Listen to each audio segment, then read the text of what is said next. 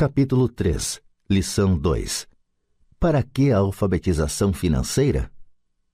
Em 1990, meu melhor amigo, Mike, assumiu o império de seu pai e está fazendo de fato um trabalho melhor do que o dele.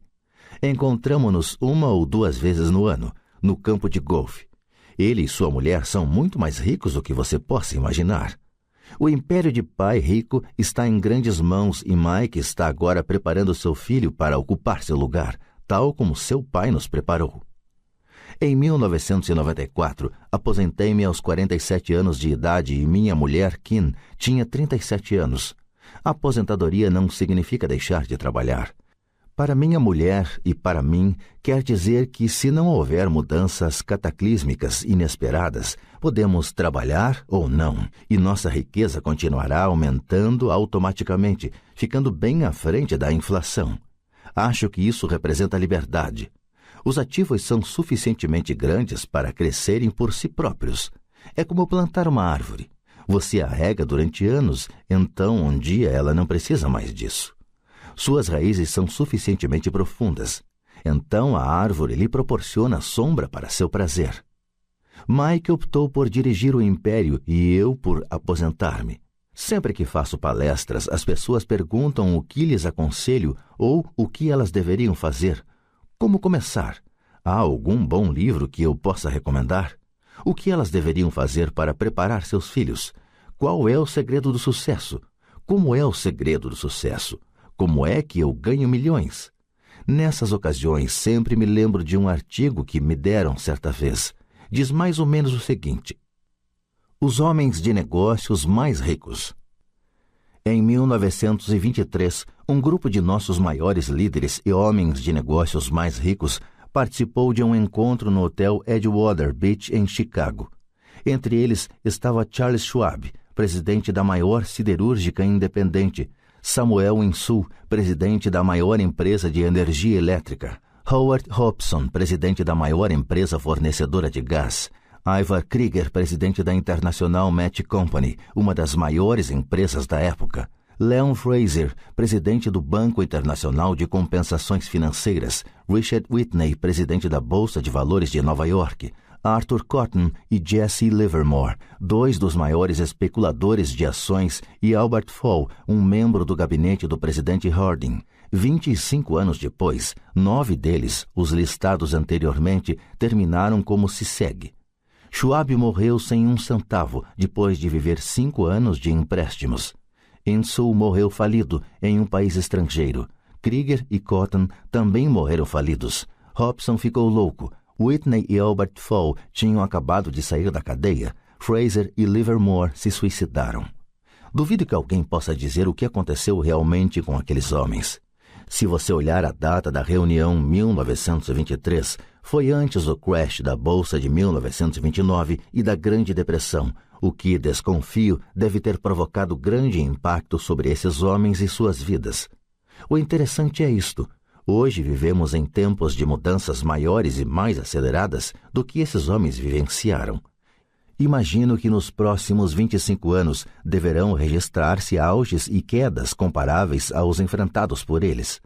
Estou muito preocupado com o fato de que gente demais se preocupa excessivamente com dinheiro e não com sua maior riqueza, a educação. Se as pessoas estiverem preparadas para ser flexíveis, se mantiverem suas mentes abertas e aprenderem, elas se tornarão cada vez mais ricas ao longo dessas mudanças. Se elas pensarem que o dinheiro resolverá seus problemas, receio que terão dias difíceis. A inteligência resolve problemas e gera dinheiro. O dinheiro sem a inteligência financeira é dinheiro que desaparece depressa. A maioria das pessoas não percebe que na vida o que importa não é quanto dinheiro você ganha, mas quanto dinheiro você conserva. Todos ouvimos histórias de ganhadores de prêmios na loteria que eram pobres, enriqueceram subitamente e voltaram a ser pobres. Ganham milhões e logo estão de volta ao ponto de partida. Ou histórias de atletas profissionais que aos 24 anos ganham milhões de dólares ao ano e que aos 34 estão dormindo embaixo da ponte. Hoje de manhã, quando estou escrevendo isto, o jornal conta a história de um jovem jogador de basquete que 1 ano atrás era milionário. Hoje, ele diz que seus amigos, seu advogado e seu contador levaram todo o seu dinheiro e está trabalhando em um lava-carros por um salário mínimo. Ele tem apenas 29 anos. Foi demitido do lava-carros porque se recusou a tirar seu anel de campeão enquanto trabalhava e, por isso, sua história chegou ao jornal. Ele estava lutando por sua reintegração, alegando dificuldades para sobreviver e discriminação. O anel era tudo o que lhe restara. Afirmava que se isso lhe fosse tirado, ele desmoronaria. Em 1997, sei de muitas pessoas que estão se tornando milionários instantâneos. É a volta dos loucos anos 20. E embora fique feliz de ver que pessoas se tornam cada vez mais ricas, só posso advertir que a longo prazo não importa tanto o quanto você ganhou, mas o quanto você conservou e por quantas gerações isso é conservado. Partindo deste princípio, quando as pessoas perguntam como o senhor começou, ou diga-me como ficar rico rapidamente, elas frequentemente ficam muito desapontadas com minha resposta. Eu simplesmente lhes digo o que meu pai rico me falou quando eu era um moleque. Se você quiser ficar rico, você precisa de uma alfabetização financeira. A ideia era martelada na minha cabeça toda vez que nos encontrávamos. Como já disse, meu pai instruído destacava a importância da leitura de livros, enquanto meu pai rico destacava a necessidade de dominar os conhecimentos das finanças. Se você quer construir um Empire State Building, a primeira coisa a fazer é cavar profundamente o terreno e construir sólidos alicerces. Se você vai construir uma casa no subúrbio, é bom recordar que, diferentemente do Brasil, nos Estados Unidos, os subúrbios são os locais de moradia das classes mais abastadas. Tudo o que tem a fazer é assentá-la numa laje de concreto de 15 centímetros. A maioria das pessoas, em sua ânsia de enriquecer, tenta construir um Empire State Building sobre uma laje de 15 centímetros. Nosso sistema escolar, por ter sido criado na época agrária, ainda acredita em casas sem alicerces. Chão de terra batida ainda está na moda. Assim a garotada sai da escola sem qualquer fundamento financeiro. Um dia, insones e endividados no subúrbio, vivendo o sonho americano, elas decidem que a resposta para seus problemas financeiros está em achar um meio de enriquecer rapidamente. Começam a construção do arranha-céu. Sobe rapidamente e logo em lugar de um Empire State Building temos a torre inclinada dos subúrbios, de volta às noites insones. No meu caso e no de Mike, quando adultos as nossas escolhas foram possíveis porque fomos ensinados a construir sólidos alicerces quando éramos apenas crianças. Agora vejamos, a contabilidade é possivelmente um dos assuntos mais áridos do mundo e pode também ser o mais confuso. Mas se você quiser ser rico, pode ser o assunto mais importante. A questão é como pegar um tema entediante e confuso e ensiná-lo a crianças. A resposta é: simplifique. Comece por ensiná-lo por meio de figuras.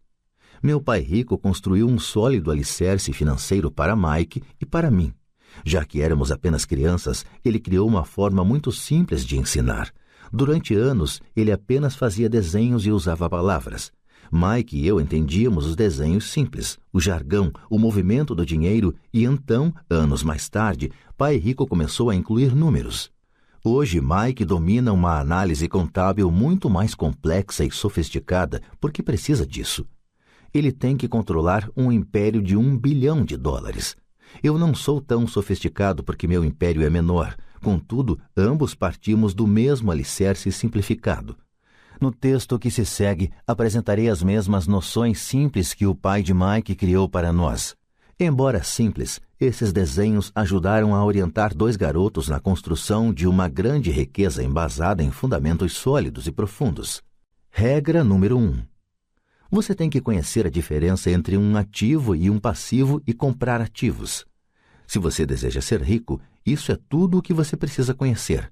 É a regra número 1, e é a única regra. Isto pode parecer absurdamente simples, porque não se tem ideia do quanto é profunda. A maioria das pessoas tem dificuldades financeiras porque não conhece a diferença entre um ativo e um passivo. As pessoas ricas adquirem ativos. Os pobres e a classe média adquirem obrigações pensando que são ativos. Quando o pai rico explicou isso para Mike e para mim, pensamos que ele estava brincando. Aí estávamos quase adolescentes, esperando pelo segredo do enriquecimento, e essa era a resposta. Era tão simples que precisamos parar um longo tempo para pensar a respeito. O que é um ativo? Perguntou Mike. Não se preocupe agora, disse Pai Rico. Deixe a ideia amadurecer. Se você puder entender a simplicidade, sua vida terá um rumo e será fácil do ponto de vista financeiro. É simples, por isso é que não se presta atenção. O Senhor quer dizer que tudo o que precisamos conhecer é o que é um ativo, comprá-lo e então ficaremos ricos? Perguntei. Pai Rico balançou a cabeça afirmativamente. É simples assim. Se é tão simples, por que é que todos não ficam ricos? Perguntei. Pai Rico sorriu. Porque as pessoas não sabem distinguir um ativo de um passivo. Lembro-me de ter perguntado como é que os adultos podem ser tão ignorantes? Se é tão simples, tão importante, por que todo mundo não procura descobrir a diferença? Pai Rico levou apenas alguns minutos para explicar o que eram ativos e passivos. Já adulto, tive dificuldade em explicar isso a outros adultos. Por quê? Porque os adultos são mais espertos. Na maioria dos casos, a simplicidade da ideia escapa aos adultos porque eles foram educados de maneira diferente. Eles foram educados por outros profissionais instruídos, como banqueiros, contadores, agentes imobiliários, planejadores financeiros e assim por diante. A dificuldade está em levar os adultos a desaprender ou em torná-los outra vez crianças. Um adulto inteligente frequentemente se sente diminuído ao prestar atenção em definições simplistas. Pai Rico acreditava no princípio SE, simplifique, estúpido, de modo que ele simplificou as coisas para os dois garotos e deu-lhes uma sólida base financeira. O que provoca a confusão? Ou como algo tão simples pode parecer tão enrolado? Por que alguém compraria um ativo que na verdade era uma obrigação? A resposta está nos conhecimentos básicos. Pensamos em alfabetização e não em alfabetização financeira. O que define se algo é um ativo ou é um passivo não são as palavras. De fato, se você quer ficar realmente confuso, procure as palavras ativo e passivo no dicionário. Sei que um contador pode achar boa a definição, mas para a pessoa média não faz sentido. Mas nós adultos muitas vezes somos orgulhosos demais para admitir que algo não faz sentido. Quando éramos garotos, Pai Rico falava: o que define um ativo não são as palavras, mas os números. E se você não puder ler os números, você não pode distinguir um ativo de um buraco no chão. Na contabilidade, dizia Pai Rico, não importam os números, mas o que os números contam. É como as palavras. Não são as palavras, mas as histórias que elas nos contam. Muitas pessoas leem, mas não entendem muita coisa. É a chamada compreensão da leitura. E todos temos habilidades diferentes no que se refere à compreensão da leitura. Por exemplo, recentemente comprei um novo aparelho de vídeo. Junto vinha um manual que explicava como fazer gravações. Tudo o que eu queria era gravar meu programa preferido numa sexta-feira à noite. Quase fiquei maluco tentando ler o manual. Nada no meu mundo é tão complexo quanto programar a gravação do vídeo. Eu li as palavras, mas não entendi nada. Eu tiro 10 no reconhecimento das palavras, mas tiro 0 na compreensão. E o mesmo acontece com a maioria das pessoas quando se trata de demonstrações financeiras. Se você quer ficar rico, você tem que ler e entender os números. Ouvi meu pai rico repetir isso 1000 vezes e também aprendi: os ricos adquirem ativos e os pobres e a classe média adquirem obrigações. Aqui está a maneira de distinguir ativos de passivos. A maioria dos contadores e profissionais das finanças não concorda com as definições, mas estas noções simples foram o início de uma base financeira sólida para 2 garotos. Para ensinar a pré-adolescentes, Pai Rico simplificou tudo durante anos, usando tantos exemplos quanto possível, o menor número de palavras possível e nenhum número. Para demonstrar o padrão de um fluxo de caixa de um ativo e de um passivo, você pode desenhar 2 retângulos divididos ao meio por uma linha. No primeiro, nomeie uma das partes como renda e a outra como despesa. Este desenho vai chamar-se demonstração de renda, muitas vezes chamada de demonstração de lucros e perdas. Mede rendas e despesas, dinheiro que entra e dinheiro que sai. No segundo retângulo, nomeie uma das partes de ativos e outra de passivos. Este desenho vai chamar-se balanço, porque representa o equilíbrio entre ativos e passivos. Trace uma linha levando de ativos até renda e outra linha levando de passivos para despesa e daí para fora do retângulo. Muitos novatos nas finanças não conhecem a relação entre a demonstração de renda e o balanço. O entendimento desta relação é vital. A principal causa da dificuldade financeira está simplesmente no desconhecimento da diferença entre um ativo e um passivo. E a confusão decorre da definição das duas palavras. Se você quer uma lição de confusão, busque no dicionário as palavras ativo e passivo. Isto pode fazer sentido para contadores formados, mas para as pessoas comuns parece que está escrito em mandarim. Você lê as palavras da definição, mas o entendimento verdadeiro é difícil. Como disse anteriormente, meu pai rico dizia para 2 garotos que ativos põem dinheiro no seu bolso. Simpático, simples e útil. Agora que ativos e passivos foram definidos nos desenhos que você fez e que chamaremos de diagramas, pode ficar mais fácil o entendimento das palavras. Um ativo é algo que põe dinheiro no meu bolso. Um passivo é algo que tira dinheiro do meu bolso. Isso é o que você realmente precisa saber. Se quer ser rico, simplesmente passe sua vida comprando ativos. Se quer ser pobre ou pertencer à classe média, passe a vida comprando passivos. É o desconhecimento dessa diferença que provoca a maior parte das dificuldades financeiras na vida real. Analfabetismo, tanto de palavras quanto de números, é a base das dificuldades financeiras. Se as pessoas têm problemas com as finanças, existem dados que elas não podem ler, sejam palavras, sejam números. Alguma coisa não está sendo compreendida.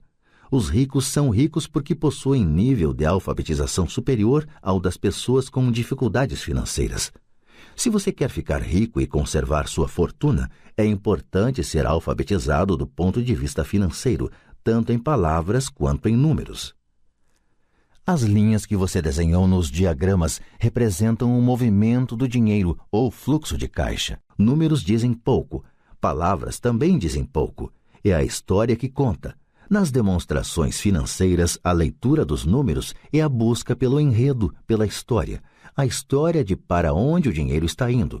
Em 80% das famílias, a história financeira é um percurso de trabalho árduo na tentativa de progredir. Não porque não ganhem dinheiro, mas porque passam suas vidas comprando passivos no lugar de ativos. No exemplo de fluxo de caixa de uma pessoa pobre ou de um jovem que ainda mora com os pais, teríamos uma renda proveniente de um emprego e nas despesas teríamos impostos, alimentação, aluguel, vestimentas, diversão e transporte. Nada em ativos, nada em passivos. No exemplo de uma pessoa de classe média, teríamos igualmente uma renda gerada por emprego, mas nas despesas, além das citadas, estaria incluída uma hipoteca imobiliária. Também não teríamos nada em ativos, mas em passivos estariam hipoteca imobiliária, empréstimos, cartões de crédito. No fluxo de caixa de uma pessoa rica, as rendas seriam geradas por dividendos, juros, renda imobiliária, royalties. Nada nas despesas, nada em passivos. Em ativos teríamos ações, títulos, promissórias, imóveis, propriedade intelectual. Todos esses exemplos estão obviamente bastante simplificados. Todos têm despesas de subsistência, necessidade de alimentação, moradia e vestimentas. Os diagramas mostram o fluxo de caixa na vida de pessoas pobres da classe média e ricas.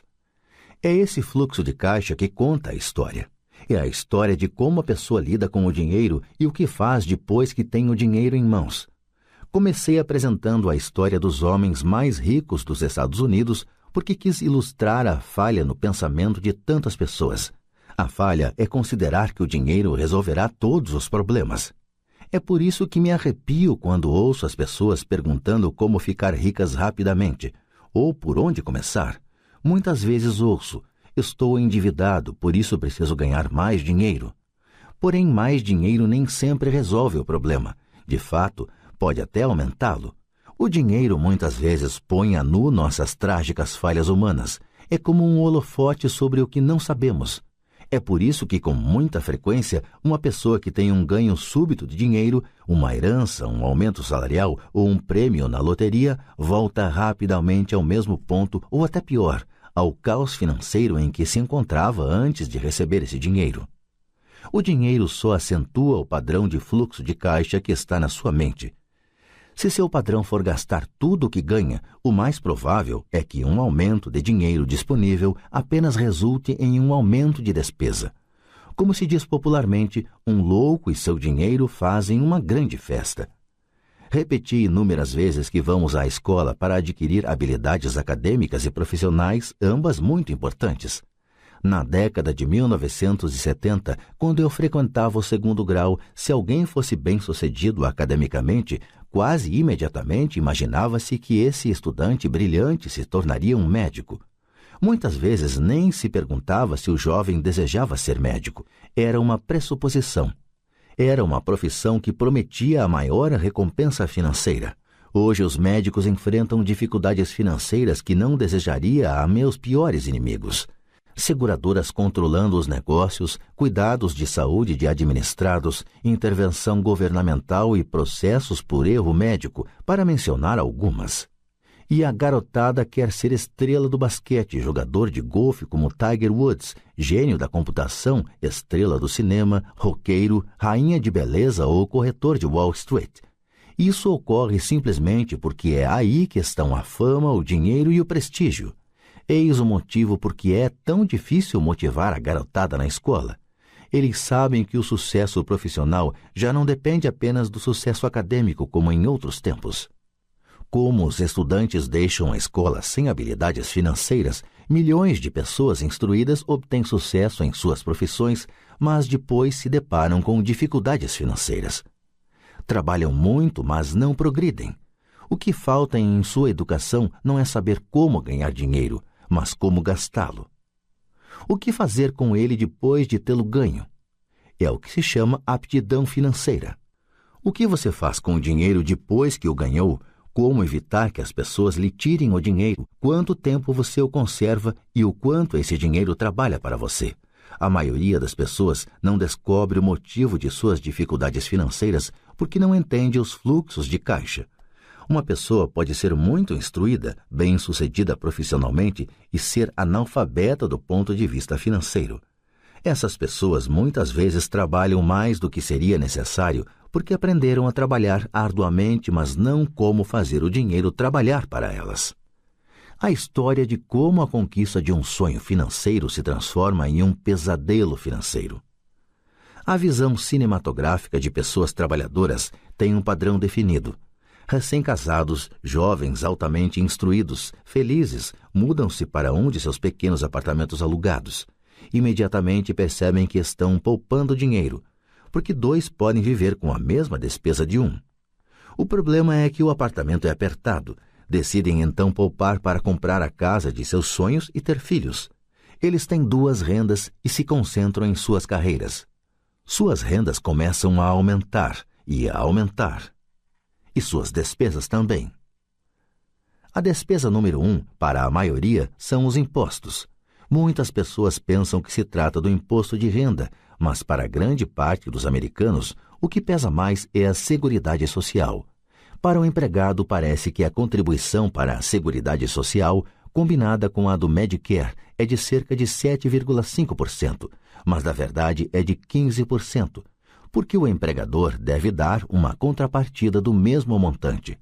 Essencialmente, esse é um dinheiro que o empregador não pode pagar a você. Além disso, você ainda paga imposto de renda sobre a quantia deduzida de seus salários para a Seguridade Social. Renda essa que você nunca recebeu porque foi transferida na fonte para a Seguridade Social. E seu passivo também aumenta. Isso é visto mais claramente se voltarmos ao caso do jovem casal. Em consequência do aumento de suas rendas, eles resolvem comprar a casa de seus sonhos. Uma vez adquirida, eles pagam um novo imposto, o chamado imposto de propriedade. Então, eles compram um carro novo, novos móveis e novos eletrodomésticos para montar um novo lar. E de repente acordam e a coluna do passivo está atulhada de dívidas hipotecárias e do cartão de crédito. Agora eles estão aprisionados na corrida dos ratos. Chega o primeiro filho, eles trabalham ainda mais dinheiro e mais impostos, a chamada escalada da alíquota. Um cartão de crédito chega pelo correio, eles o usam, mais despesa. Uma financeira telefona e diz que seu maior ativo, sua casa, teve seu valor aumentado. A empresa oferece um empréstimo de consolidação, porque sua ficha é tão boa e lhes diz que o mais inteligente a fazer é zerar os altos juros ao consumidor, liquidando seu débito junto ao cartão de crédito.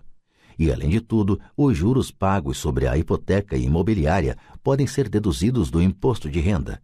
Eles aceitam e zeram os débitos de seus cartões de crédito onerados pelos elevados juros ao consumidor.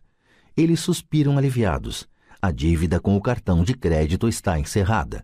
Agora suas dívidas de consumo estão somadas à hipoteca imobiliária de sua casa própria. As prestações mensais são reduzidas porque ampliaram o financiamento para 30 anos. É atitude muito inteligente. O vizinho os convida para irem às compras. Afinal, está começando a liquidação do Memorial Day, uma chance de poupar algum dinheiro. Eles se dizem, não vamos comprar nada, só vamos olhar.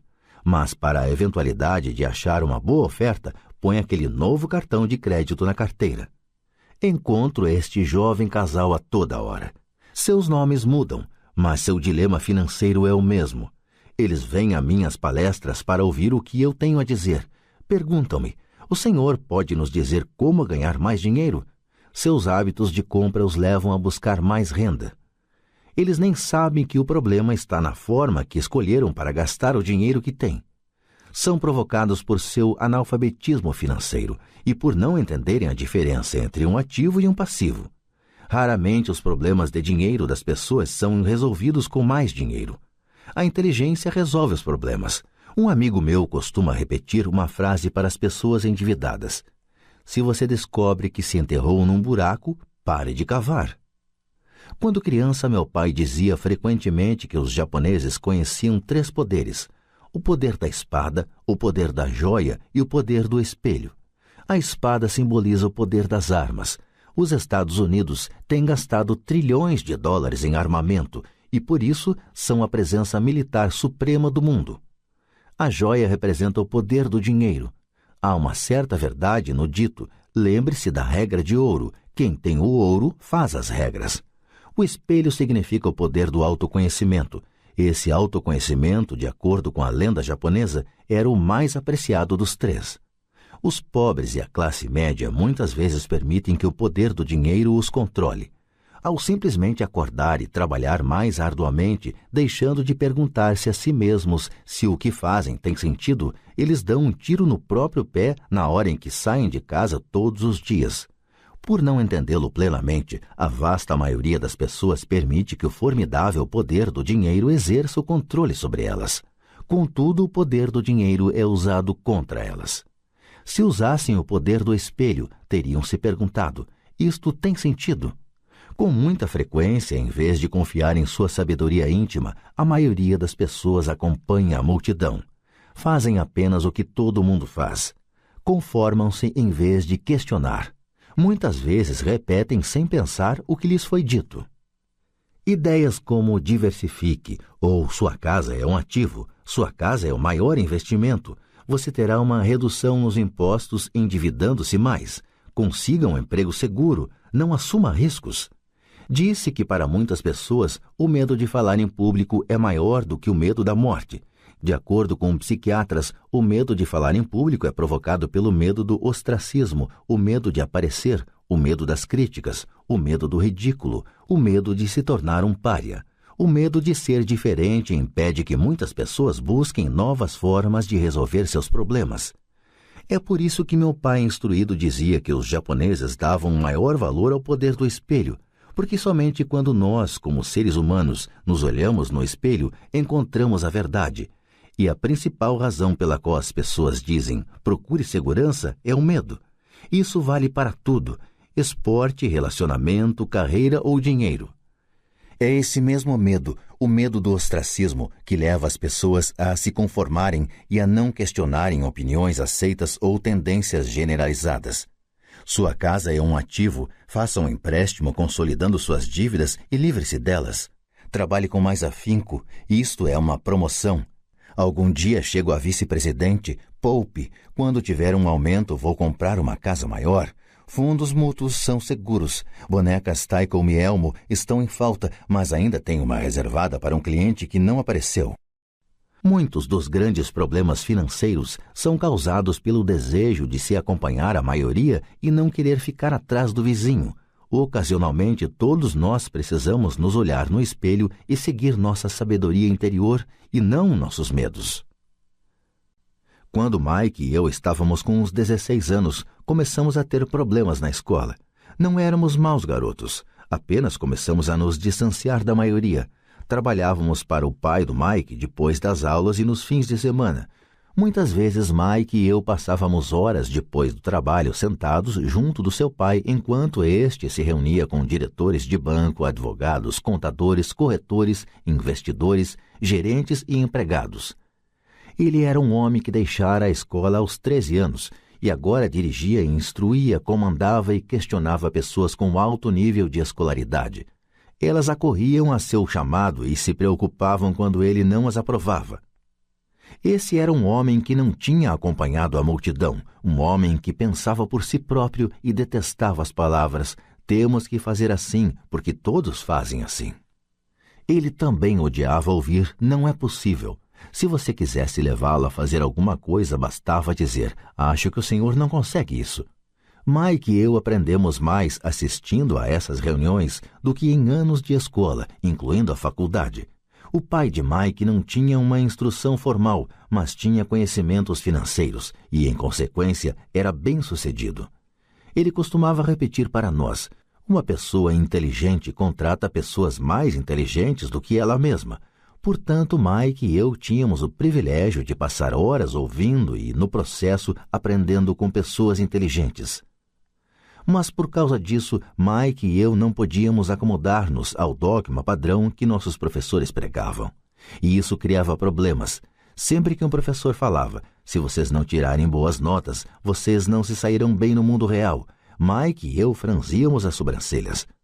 Quando nos diziam para seguir as normas e não nos desviarmos das regras, víamos por que esse processo de ensino desestimulava de fato a criatividade.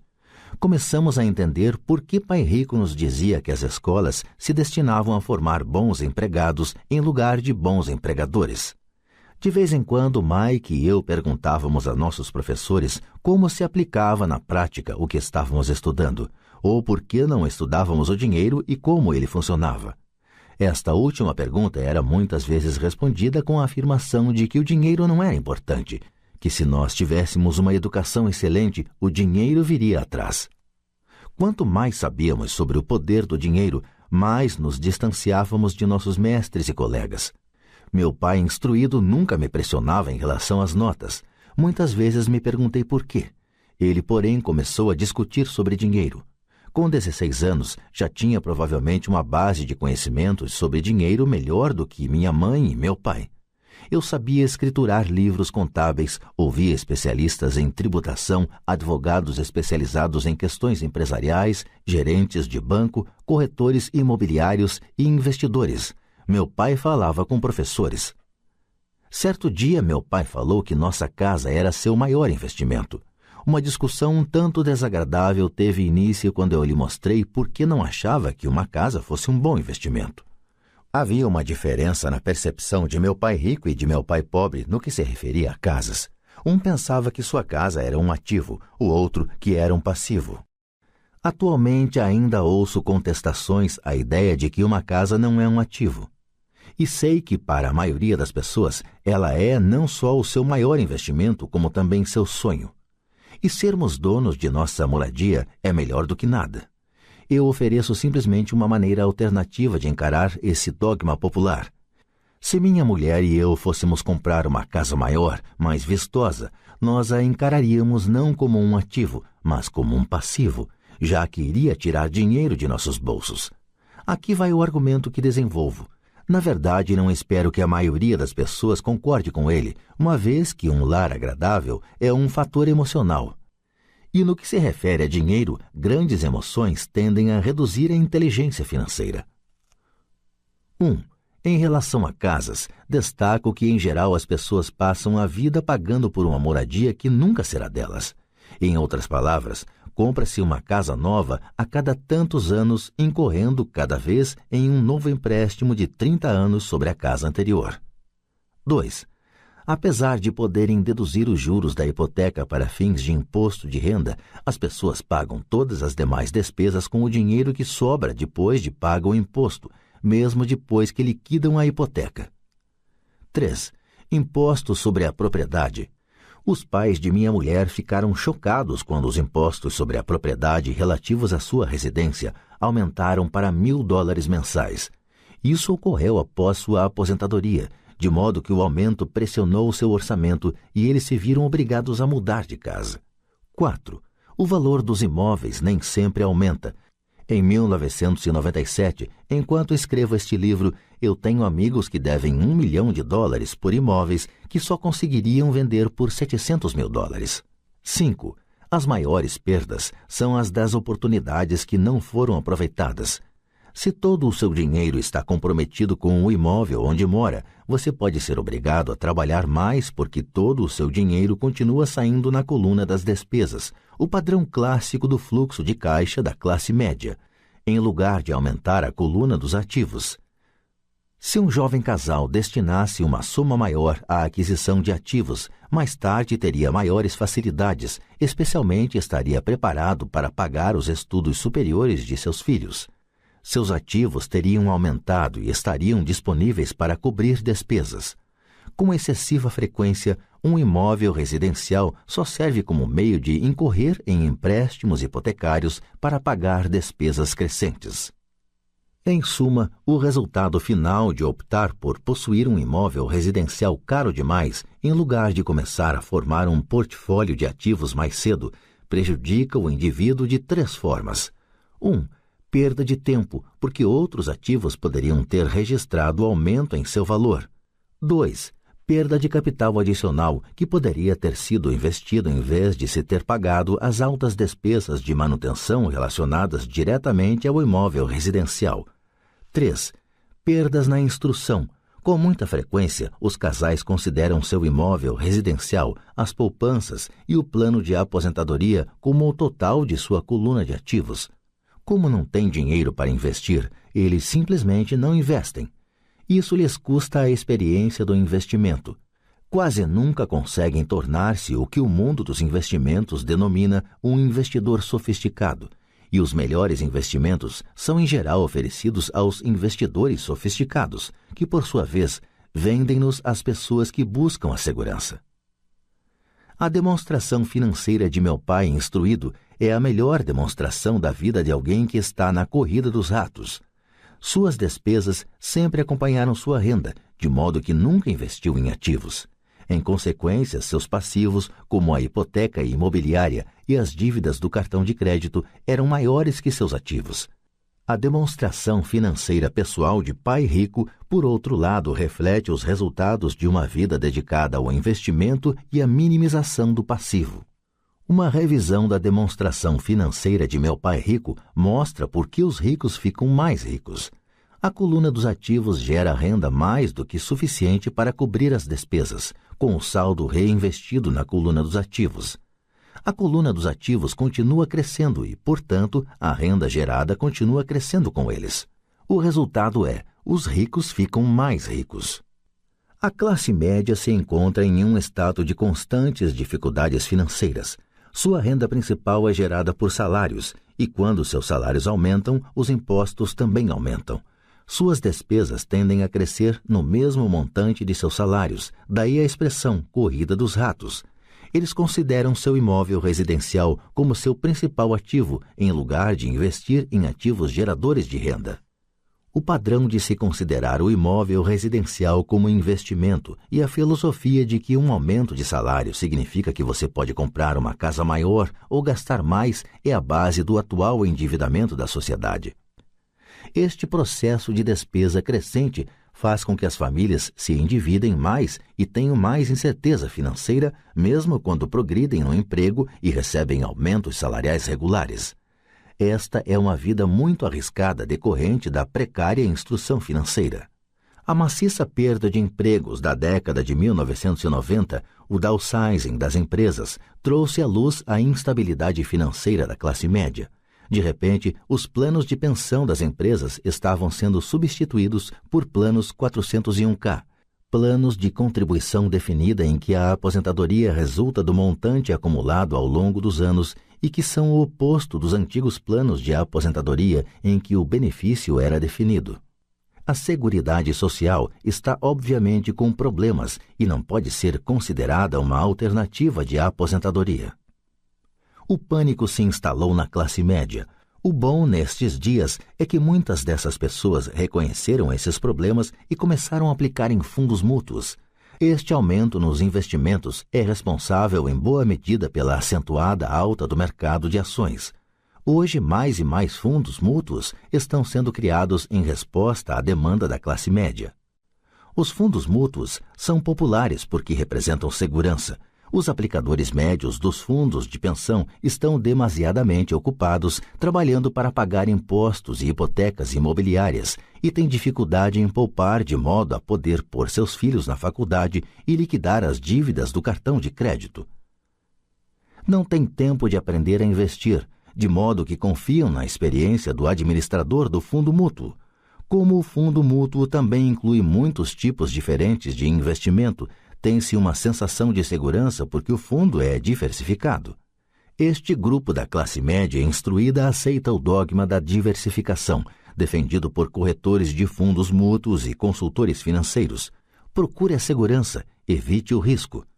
A verdadeira tragédia, contudo, é a falta de instrução financeira precoce, responsável pelo risco enfrentado pela pessoa comum da classe média. A razão é que precisam procurar a segurança porque uma situação financeira é, na melhor das hipóteses, precária. Seus balanços não fecham, estão atulhados de passivos, sem verdadeiros ativos para gerar renda. Em geral, sua única fonte de renda é o contra-cheque. Seu modo de vida depende totalmente do empregador. Sendo assim, quando os verdadeiros negócios de sua vida aparecem, essas mesmas pessoas não podem aproveitar a oportunidade. Elas devem procurar a segurança porque estão trabalhando muito, pagando impostos máximos e assoberbadas de dívidas. Como disse no início da sessão, a regra mais importante é conhecer a diferença entre um ativo e um passivo. Uma vez que você consiga entender a diferença, concentre seus esforços na compra exclusiva de ativos geradores de renda. Essa é a melhor maneira de dar o primeiro passo para se tornar rico.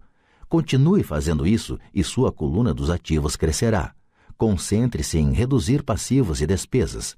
Isso aumentará o dinheiro disponível para continuar aumentando a coluna dos ativos. Logo, a base de ativos será tão profunda que você poderá permitir-se olhar para investimentos mais especulativos. Investimentos que podem ter retornos que variam de 100% ao infinito. Investimentos em que $5.000 podem se transformar rapidamente em $1 milhão ou mais. Investimentos que a classe média considera demasiado arriscados. O investimento não é arriscado. É a falta de simples inteligência financeira, a começar pela alfabetização financeira, que leva o indivíduo a ser muito arriscado. Se você fizer o que as massas fazem, você estará na seguinte situação. Como empregado possuidor da casa própria, seus esforços no trabalho em geral resultam no seguinte. 1. Você trabalha para alguém. Os esforços e o sucesso da maioria das pessoas assalariadas ajudarão a garantir o sucesso, o enriquecimento e a aposentadoria do dono da empresa e de seus acionistas. 2. Você trabalha para o governo. O governo fica com uma parte de seu contra-cheque antes mesmo que você veja o dinheiro. Ao trabalhar mais, você simplesmente aumenta o montante de impostos que o governo arrecada. A maioria das pessoas trabalha de janeiro a maio apenas para o governo. 3. Você trabalha para o banco. Depois dos impostos, sua maior despesa é, em geral, a hipoteca imobiliária e a conta do cartão de crédito. O problema decorrente de simplesmente trabalhar mais é que cada uma dessas 3 parcelas leva consigo uma parte maior de seu esforço. Você precisa aprender a fazer com que seus maiores esforços beneficiem diretamente você e sua família. Uma vez que você decidiu cuidar de seus próprios problemas, como determinar seus objetivos, é necessário, em geral, dedicar-se à sua profissão e usar os salários recebidos para financiar a aquisição de ativos. À medida que os ativos crescem, como medir a extensão de seu sucesso quando alguém percebe que está rico, que tem fortuna? Da mesma maneira que tenho minhas definições de ativos e passivos, também tenho minha própria definição para a riqueza. Na verdade, eu a tomei emprestada de alguém chamado Buckminster Fuller. Alguns o consideram um charlatão e outros um gênio vivo. Anos atrás, ele criou um auê entre os arquitetos ao solicitar a patente para algo chamado um domo geodésico. Mas, ao fazer isso, ele também falou algo sobre a riqueza. Parecia à primeira vista muito confuso, mas depois de relê-lo algumas vezes começou a fazer sentido. A riqueza é a capacidade de uma pessoa sobreviver tantos dias a mais ou, se eu parar de trabalhar hoje, por quanto tempo poderei sobreviver? Ao contrário do patrimônio líquido, a diferença entre ativos e passivos, que frequentemente está repleta com o lixo caro e as opiniões de pessoas sobre o valor das coisas, esta definição cria a possibilidade de desenvolver uma mensuração verdadeiramente acurada. Poderia assim medir e saber realmente em que pé estou em termos de meu objetivo de tornar-me financeiramente independente. Embora o patrimônio líquido frequentemente inclua ativos que não geram dinheiro, como objetos comprados e agora abandonados num canto da garagem, a riqueza mede quanto dinheiro seu dinheiro está gerando e, portanto, sua sobrevivência financeira. A riqueza é a medida do fluxo de caixa gerado pela coluna dos ativos em comparação com a coluna das despesas. Vejamos um exemplo. Digamos que o fluxo de caixa da minha coluna de ativos gere $1.000 por mês e que eu tenha despesas mensais de $2.000. Qual é a minha riqueza? Voltemos à definição de Buckminster Fuller. Usando essa definição, quantos dias para a frente posso sobreviver? Consideremos um mês de 30 dias. Por essa definição, eu tenho um fluxo de caixa suficiente para meio mês. Quando eu tiver alcançado um fluxo de caixa gerado por meus ativos de $2.000, então eu serei abastado. Ainda não estou rico, mas sou abastado. Agora eu tenho uma renda gerada por ativos a cada mês que cobre totalmente minhas despesas mensais. Se eu desejo aumentar essas despesas, preciso primeiro aumentar o fluxo de caixa gerado por meus ativos para manter esse nível de vida. Observe que nesse ponto eu não dependo mais de meu salário. Eu me concentro com sucesso em construir uma coluna de ativos que me tornou financeiramente independente. Se eu largar meu emprego hoje, eu poderei cobrir minhas despesas mensais com o fluxo de caixa gerado por meus ativos. Meu próximo objetivo poderia ser empregar o excedente de meu fluxo de caixa no reinvestimento em mais ativos. Quanto mais dinheiro for destinado para a coluna dos ativos, mais esta crescerá. Quanto mais meus ativos crescerem, mais aumentará meu fluxo de caixa. E enquanto eu mantiver minhas despesas menores do que o fluxo de caixa gerado por esses ativos, eu me tornarei mais rico, com mais e mais fontes de renda, além de meu trabalho físico. Enquanto este processo de reinvestimento continuar, estarei no caminho do enriquecimento. A verdadeira definição de riqueza depende de quem a define. Você nunca poderá ser rico demais. Lembre desta observação simples. Os ricos compram ativos. Os pobres só têm despesas. A classe média compra passivos pensando que são ativos. E como eu cuido dos meus negócios? Qual é a resposta? Ou sou fundador do McDonald's.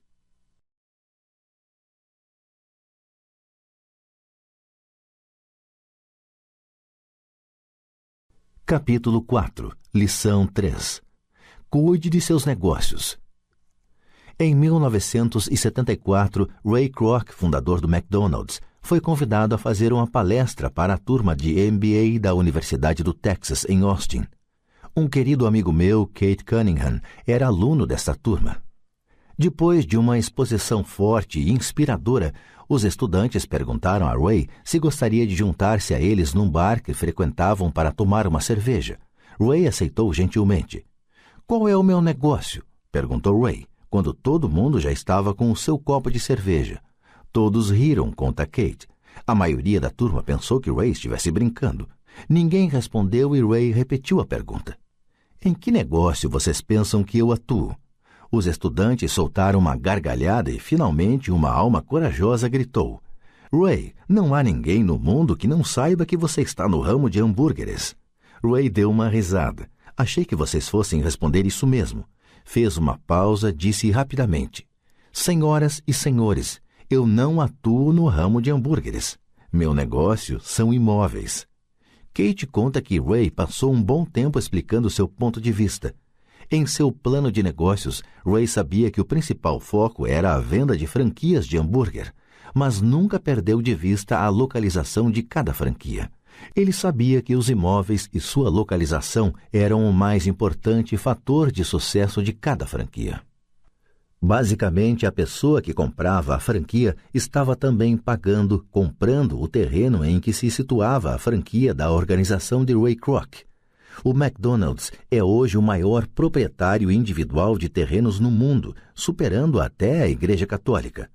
Atualmente, o McDonald's é proprietário de alguns dos cruzamentos e esquinas mais valiosos, não só dos Estados Unidos, como também de outras partes do mundo.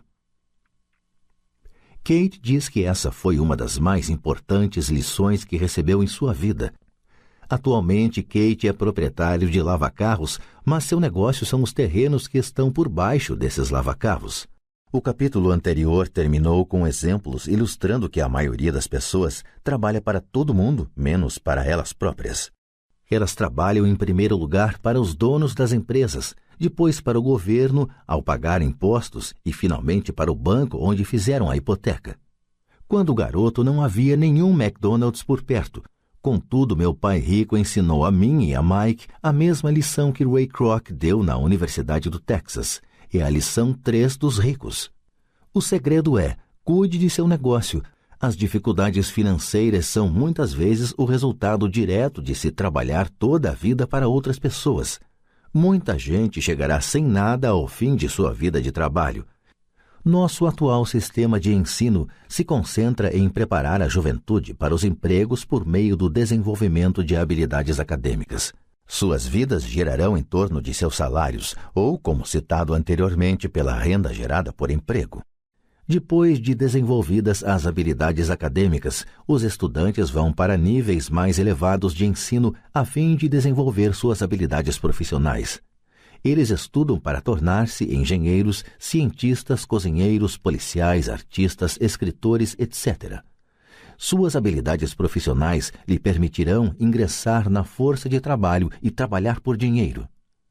Há uma grande diferença entre sua profissão e seu negócio. Muitas vezes pergunto às pessoas, qual é o seu negócio? E elas respondem, sou banqueiro. No inglês, usa-se a mesma palavra banker para denominar o banqueiro e o gerente do banco. Então lhes pergunto se eles são donos do banco. Em geral, respondem, não, eu trabalho para o banco. Nesse caso, está se confundindo profissão com negócio. Sua profissão pode ser a de banqueiro, mas elas ainda não são donas do negócio. Ray Kroc sabia claramente a diferença entre sua profissão e seu negócio. Em uma época, ele vendia misturadores de milkshake e pouco depois vendia franquias de hambúrguer. Mas enquanto sua profissão era vender franquia de hambúrguer, seu negócio era acumular imóveis, geradores de renda. Um dos problemas com a escola é que frequentemente você se transforma naquilo que você estuda. Se você estuda, digamos, culinária, você se torna um chefe. Se você estuda direito, você se torna um advogado. E se você estuda mecânica de automóveis, você se torna um mecânico. O erro de tornar-se aquilo para o que você estuda é que muitas pessoas se esquecem de cuidar de seu negócio. Elas passam a vida cuidando dos negócios de outras pessoas e enriquecendo essa pessoa. Para ter segurança financeira, a pessoa precisa cuidar de seu negócio. Seu negócio gira em torno de sua coluna de ativos, em oposição à sua coluna de renda. Como dito anteriormente, a regra número 1 é conhecer a diferença entre um ativo e um passivo e comprar ativos. Os ricos se concentram em sua coluna de ativos, enquanto os demais se preocupam com a sua demonstração de renda. É por isso que ouvimos com tanta frequência, preciso de um aumento. Se pelo menos conseguisse uma promoção. Vou voltar a estudar para procurar um emprego melhor. Vou fazer hora extra. Quem sabe consigo mais um emprego. Vou me demitir em 2 semanas. Encontrei um emprego com salário melhor. Em alguns círculos, estas são ideias sensatas. Contudo, se prestar atenção em Ray Kroc, verá que ainda não está cuidando de seu negócio. Essas ideias todas ainda focam a coluna da renda e só ajudarão a pessoa a ter mais segurança financeira se o dinheiro adicional for utilizado na aquisição de ativos geradores de renda. A principal razão pela qual pobres e classe média são conservadores, do ponto de vista financeiro, o que quer dizer não posso me arriscar, é que eles não têm um embasamento financeiro, apenas agarram-se a seus empregos, fazem o que é seguro. Quando o corte de pessoal se tornou a coisa in a ser feita, milhões de trabalhadores descobriram que seu chamado maior ativo, sua residência, os estava comendo vivos. Seu ativo chamado de casa ainda lhes custava dinheiro a cada mês. Seu carro, outro ativo, os devorava. Os tacos de golfe guardados na garagem e que tinham custado $1.000 já não valiam isso. Sem segurança no emprego, não tinham nada a que recorrer. O que eles pensavam que eram ativos não os podia ajudar a sobreviver em uma época de crise financeira. Imagino que todos nós já tenhamos preenchido uma ficha de cadastro para solicitar um financiamento bancário para comprar um imóvel ou um automóvel. É bem interessante olhar para o item patrimônio líquido. É interessante porque é isso que os bancos e as práticas contábeis aceitam como ativo de uma pessoa. Certo dia, minha posição financeira não parecia muito boa para obter um crédito, de modo que incluí meus tacos de golfe, minha coleção de arte, livros, aparelho de som, televisão, ternos Armani, relógios de pulso, sapatos e outros objetos pessoais, a fim de aumentar o montante da coluna dos ativos. O empréstimo, entretanto, foi recusado porque eu tinha muito dinheiro investido em imóveis. Os responsáveis pela concessão de empréstimos não gostaram do fato de eu obter uma parte tão grande de minha renda com apartamentos alugados. Eles queriam saber por que eu não tinha um emprego normal com um salário. Eles não questionaram os ternos Armani, os tacos de golfe ou a coleção de arte. A vida, às vezes, é dura para quem não se encaixa no perfil padrão. Tenho arrepios sempre que ouço alguém falar para mim que seu patrimônio líquido é de $1 milhão ou de $100.000 ou qualquer outro valor. Um dos motivos por que o patrimônio líquido não é um indicador acurado é simplesmente porque no momento em que você começa a vender seus ativos, seus ganhos são tributados. Muitas pessoas se envolvem em dificuldades financeiras quando sua renda é reduzida. Elas tomam empréstimos, elas vendem seus ativos. Primeiro, seus ativos, em geral, só podem ser vendidos por uma fração do valor declarado em seu balanço pessoal. Ou, se houver um ganho na venda desses ativos, esse ganho será tributado. De modo que, repito, o governo pega uma parte dos ganhos, reduzindo assim o montante disponível para auxiliá-las a sair da dívida. Por isso, costumo dizer que o patrimônio líquido de alguém frequentemente vale menos do que ele pensa. Comece a cuidar de seus negócios. Fique no seu emprego, mas comece a comprar ativos reais, não passivos ou objetos pessoais que não têm valor real, uma vez que você os leva para dentro de casa. Um carro novo perde cerca de 25% do preço que você paga no momento em que sai da concessionária. Não é um ativo verdadeiro, mesmo que seu banco permita que você o liste entre seus ativos. Meu novo taco de titânio, que custou $400, passou a valer $150 no momento em que pisei no campo de golfe. Para adultos, a lição é manter reduzidas as despesas, reduzir os passivos e formar diligentemente uma sólida base de ativos. Para os jovens que ainda não saíram de casa, é importante que seus pais lhes ensinem a diferença entre ativos e passivos. Faça com que seus filhos comecem a construir uma firme base de ativos antes que saiam de casa, casem, comprem casa, tenham filhos e se encontrem em uma situação financeira difícil, agarrando-se a um emprego e comprando tudo a crédito. Vejo muitos jovens casarem e se verem aprisionados em um estilo de vida que não lhes permite sair do atoleiro das dívidas durante a maior parte dos anos de trabalho. Frequentemente, quando o último filho sai de casa, os pais constatam que não se prepararam adequadamente para a aposentadoria e começam a tentar poupar algum dinheiro. Então, seus próprios pais adoecem e eles se deparam com novas dificuldades. Qual o tipo de ativo que sugiro a você ou a seus filhos adquirirem? No meu mundo, ativos reais se agrupam em várias categorias diferentes. 1. Negócios que não exigem minha presença. Sou o dono deles, mas eles são administrados por outras pessoas. 2. Ações. 3. Títulos. 4. Fundos mútuos. 5. Imóveis que geram renda. 6. Promissórias. 7. Royalties de propriedade intelectual como música, escritos, patentes. 8. Tudo o que tenha valor, gere renda ou se valorize e tenha um mercado líquido. Quando garoto, meu pai instruído me incentivava a procurar um emprego seguro. Meu pai rico, por outro lado, me incentivava a começar a adquirir ativos que me agradassem. Se você não gostar deles, você não cuidará deles. Comecei a adquirir imóveis simplesmente porque adoro prédios e terrenos. Gosto de comprá-los. Poderia buscá-los o dia todo. Quando surgem problemas, não são tão graves que mudem meu apreço pelos imóveis. Pessoas que detestam imóveis não deveriam comprá-los. Adoro ações de pequenas empresas, especialmente aquelas que estão iniciando suas atividades. A razão é que eu sou um empreendedor, não um homem da grande empresa. Quando jovem, trabalhei em grandes organizações como a Standard Oil da Califórnia, a Marinha dos Estados Unidos e a Xerox Corp. Apreciei o tempo que lá passei e tenho boas lembranças, mas eu sabia lá no fundo que não era um homem de organização. Gosto de iniciar empresas, não de dirigi-las. Então compro, em geral, ações de pequenas empresas e, às vezes, até inicio a empresa e depois a levo ao mercado. Podem-se fazer fortunas com a emissão de novas ações e eu gosto desse jogo. Muitas pessoas têm medo de pequenas empresas e as consideram arriscadas, e de fato o são. Mas o risco sempre é diminuído se você gostar daquilo em que está investindo, entendê-lo e conhecer o jogo.